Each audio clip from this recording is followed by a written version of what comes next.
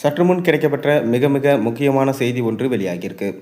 அதாவது 2026 சட்டமன்ற தேர்தலில் அதிமுக முழு வெற்றியடைந்து முதலமைச்சர் வேட்பாளராக எடப்பாடி பழனிசாமி அவர்கள் முதலமைச்சர் சீட்டில் அமருவார் என்கின்ற தகவல்கள் இப்போ வந்திருக்கு.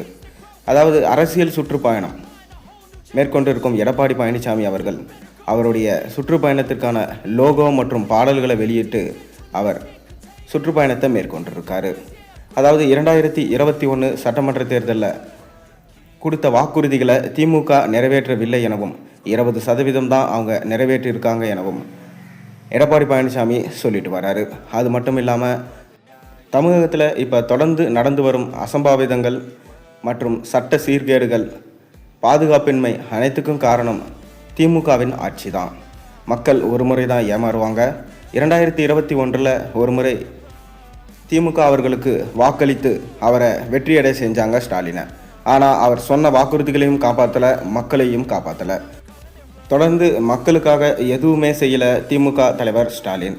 இதன் மூலமாக எதிர்க்கட்சி அந்தஸ்தையுமே பார்த்தீங்கன்னா அவர் இழந்துடுவார் என எடப்பாடி அவர்கள் சொல்லிட்டு வராரு. அது மட்டும் இல்லாமல் ஓட்டு சதவீதமும் குறைஞ்சிடும். அவரிடம் நிர்வாகிகிட்ட சொல்லியிருக்கிற அந்த 200 தொகுதிகளிலும் நீங்கள் வெற்றியடையணும், திமுகவை வெற்றியடைய செய்யணும் அப்படின்னு சொல்லியிருந்த எல்லாமே கனவாக தான் போகும். கண்டிப்பாக அவங்களால வெற்றியடைய முடியாது.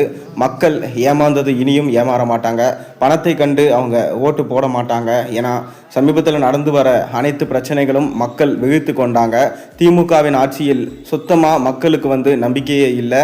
அதனால் இந்த முறை அதிமுகவுக்கு தான் அவங்க வெற்றியடைய செய்வாங்க. எடப்பாடி பழனிசாமி அவர்கள் தான் முதல்வர் ஆவார் என அவர் சுற்றுப்பயணம் மேற்கொண்டு பிரச்சாரங்களை சொல்லிட்டு வராரு. அது மட்டும் இல்லாமல் அவர் வருகிற சட்டமன்ற தேர்தலில் 20% வாக்குகள் வாங்கினா கூட அதுவே அதிகம். எதிர்க்கட்சி தலைவராக கூட இனி அவரால் இருக்க முடியாது. அடுத்த 10 வருஷம் என்ன, இனி அதிமுகவுடைய ஆட்சி தான். திமுகவுடைய ஆட்சி முடிந்தது என சொல்லப்பட்டு வருது. நீங்கள் திமுகவா அதிமுகவா? உங்கள் கருத்துக்களை மறக்காமல் கீழே கமெண்ட்டில் சொல்லுங்கள்.